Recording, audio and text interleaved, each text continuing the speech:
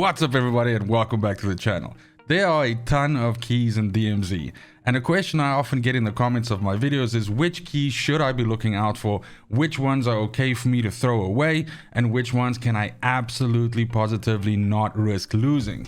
Now the answer to this question is a little bit complicated in the way of I'd like to explain what keys in the game mean for me, and then I will point out the two keys which you absolutely positively should always be looting and holding on to, since these two keys are actually tied to specific missions and needing these keys to actually complete the goals in those missions. Now first things first, I'd say that this situation is further on complicated by the fact that we can only store 20 different keys in our out-game inventory. Now there are far more than 20 unique key locations in the game, actually triple that, at least with the keys that I've found. So you will very soon run into a situation, especially if you're hoarding these keys, where you will be faced with a difficult decision of destroying some keys or picking some keys over others so that you can actually keep them in your inventory. That's why I wanted to also discuss exactly what keys mean to me in the DMZ, because I definitely think that some players are hoarding these keys, are holding back on using these keys due to the simple fact that they think they either won't be able to find the location, or that they think that right now at this moment in time they don't need to use it, so why bother. Now specifically for me, if I'm running around with a tier 3 armor, a tier 3 backpack and all of that, and I've got all of the weapons that I need, I've got everything that I need, then I don't actually pursue key locations.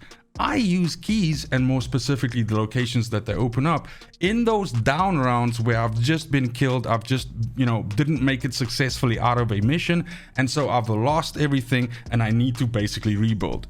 Almost all of these locations will have some form of combination of a decent amount of cash and some upgraded gear like tier 2, tier 3 armor, tier 2, tier 3 backpacks, some, kill streaks or something like that.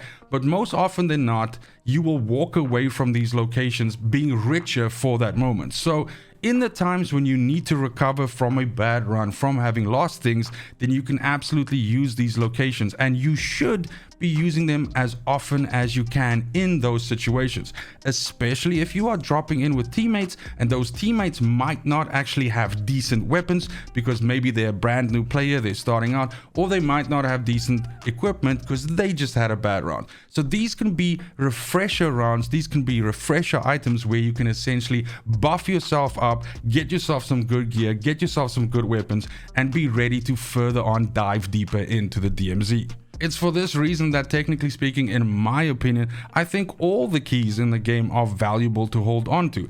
It's just a sad fact that you can only hold on to 20 of these at a time.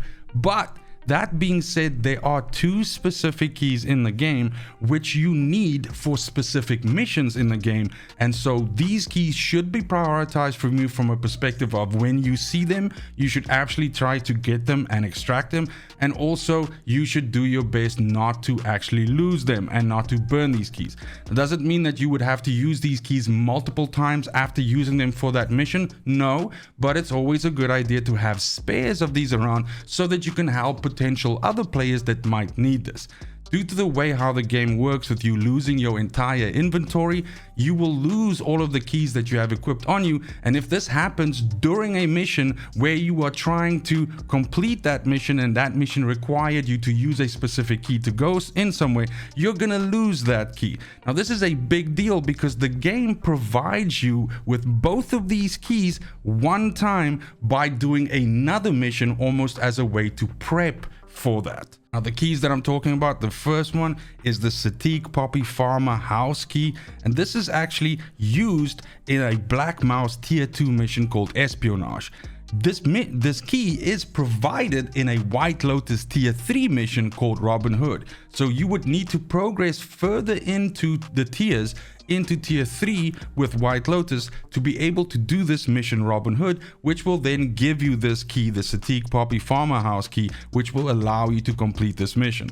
The second key, which is also important to keep an eye out for, is the Crane Control Room key. Same thing, this is provided in a Black Mouse tier 3 mission called Quick and Dirty, and you then use this for a tier 2 White Lotus mission called a tier 3 White Lotus mission called Unearth.